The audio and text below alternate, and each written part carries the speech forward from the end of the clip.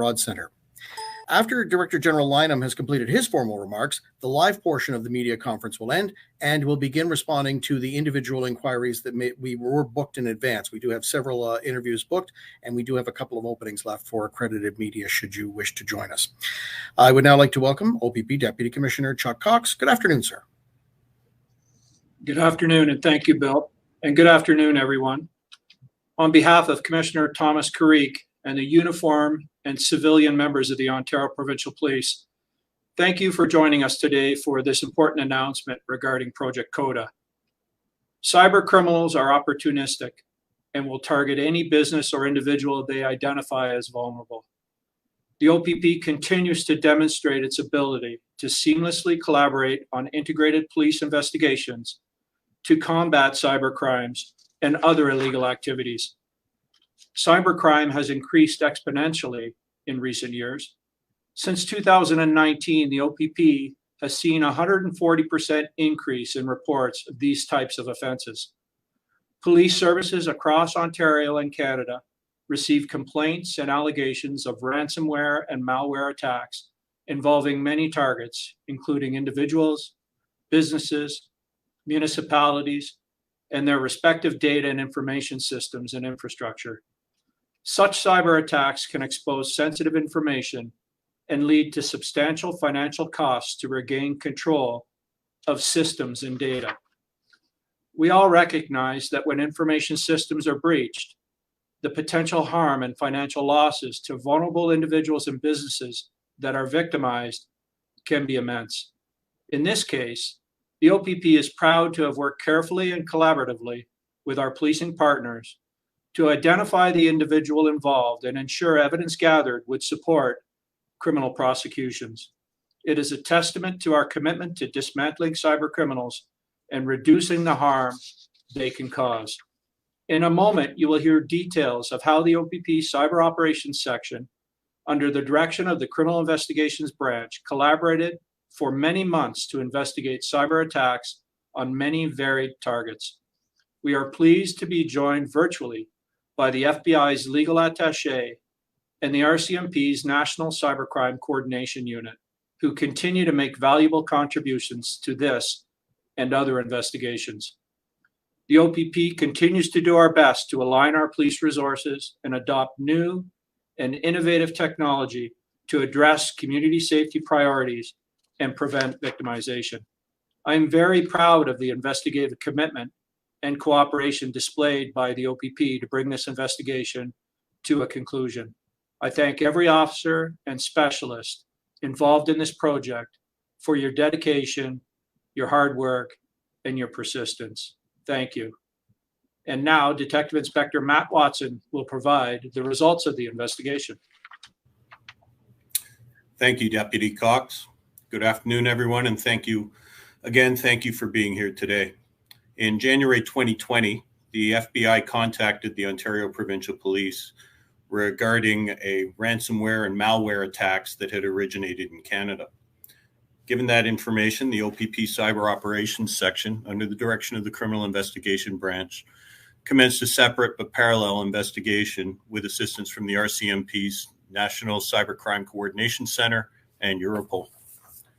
During the course of this investigation, OPP investigators determined an individual was responsible for numerous ransomware attacks.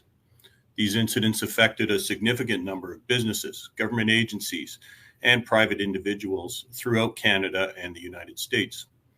I'll steer clear of the specific details of the targets who were hit, as that's evidentiary in nature and I don't want to compromise future court proceedings.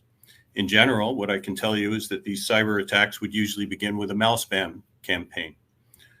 That's where unsolicited emails with infected attachments were sent to the victims. If the infected attachments were opened by the victim, then it would provide the suspects with access to the person's computer. The unauthorized access provided the suspects with the ability to monitor their computer, view their web camera, collect usernames, passwords, and login credentials. The suspect would then gain access to the victim's online banking, and unauthorized transactions would occur without the victim's knowledge or consent. Further, the unauthorized access would also allow for the deployment of malware and ransomware and future dates. Following this lengthy investigation, we have charged 31-year-old Matthew Philbert of Ottawa with the offenses of possession of a device to obtain unauthorized computer access, contrary to Section 342.2 of the Criminal Code. He's also been charged with fraud, contrary to Section 380 of the Criminal Code, and he's been charged with unauthorized use of a computer, contrary to Section 342.1 of the Criminal Code. A quantity of evidentiary materials was seized. This included laptops, tablet, hard drives, extended drives, Bitcoin seed phrase, and a quantity of blank cards with magnetic strips embedded in them, as well as external storage devices.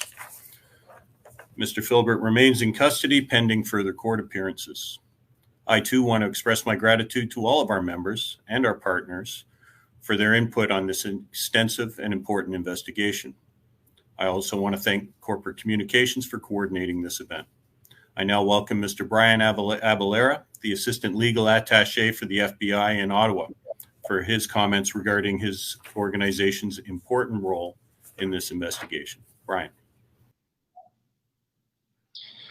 Thank you very much, Deputy Commissioner Cox and Detective Inspector Matt Watson.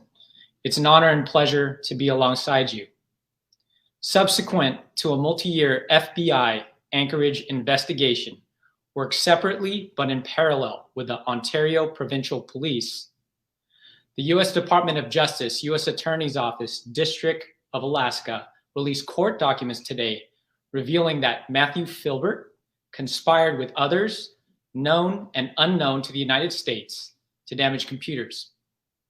And in the course of that conspiracy, did damage a computer belonging to the state of Alaska in 2018. Additional information is forthcoming via U.S. media outlets by U.S. Department of Justice, U.S. Attorney's Office, District of Alaska. Now, as we all know, and as my Canadian colleagues have already emphasized, cybercrime is a geographically agnostic and dynamically evolving threat. Cybercriminals are exploiting us at the seams and targeting U.S. and Canadian critical infrastructure, businesses, and victims with increasing sophistication, speed, and frequency. Consequently, a single law enforcement agency alone cannot defend against this threat and requires proactive and teamed approaches.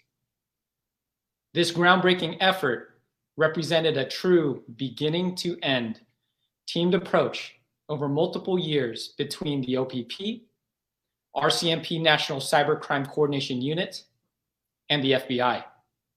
Further, the effort is one of many to come between Canada and the US as we continue the FBI's cyber mission to impose risk and consequences against cyber adversaries. Again, we would like to thank the talented and brave men and women of the Ontario Provincial Police and RCMP National Cybercrime Unit for working alongside us. And if I may, it is my pleasure to introduce the Director General of the National Cybercrime Coordination Unit and the Canadian Anti-Fraud Centre, Chris Lynam. Thank you, Brian. Good afternoon, everyone. Today I will be speaking in English, but if there's anyone who wants a French version of my speaking points, please reach out to the RCMP National Media Relations. Cybercrime is an ever-growing threat to Canadians. These are real crimes with real impacts. And Canadian businesses, organizations, and individuals are experiencing them every day. Between 2016 and 2020, police reported that cybercrime had almost tripled. Unlike many traditional crimes, cybercrime regularly crosses jurisdictional borders, making it essential that police agencies work together. The RCMP's National Cybercrime Coordination Unit, or NC3, was created specifically to serve as a central hub supporting Canadian law enforcement efforts to collectively combat cybercrime. It also acts as Canada's main point of contact for international partners in the global fight against cybercrime. When the NC3 receives information or requests for assistance from law enforcement, we analyze the information for linkages to other investigative or intelligence efforts, enrich the data based on similar indicators, and provide results to the requesting organization. We also look for where we can assist that agency as they move their investigation forward. In March 2021, the the OPP contacted the NC3 to seek its involvement in Project CODA. During the course of the investigation, the NC3 assisted with the analysis and enrichment of data, including through the provision of specialized technical, behavioral, and intelligence resources. 5 NC3 subunits and other sections of the RCMP's Technical Operation Branch also contributed to help move Project CODA forward. The ability to analyze and enrich data is critical to any investigation, and in this case, it led to a successful outcome with the OPP being able to lay charges against a suspect. Along with analysis assistance and specialized technical resources, the NC3 also supported Project CODA with domestic and international coordination and deconfliction efforts. The NC3 is honored to work with the OPP and FBI in this investigation. Collaboration between law enforcement agencies is key, and CODA is a positive example of how partners can work so closely together to achieve results.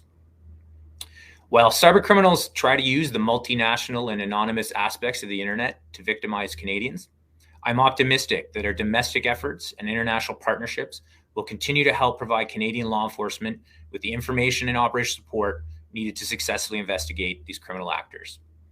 Preventing and addressing cybercrime is a shared responsibility amongst law enforcement, other government agencies, the private sector, and individual Canadians. All Canadians should take some time to educate themselves on how to protect themselves and their devices and how to report cybercrimes. Reporting of these crimes is essential, as it enables law enforcement measures to combat cybercrime and helps identify linkages across separately reported incidents, prevents further victimization, and assists law enforcement in tailoring disruption efforts to counter criminal activity. If a person, business, or organization experiences a ransomware attack or other cybercrime, it is essential that they call their local police immediately.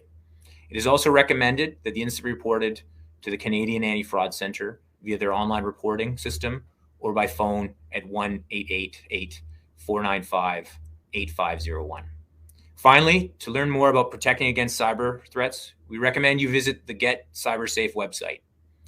Get CyberSafe has many online and printable resources to help individuals, businesses, and organizations strengthen their cybersecurity practices.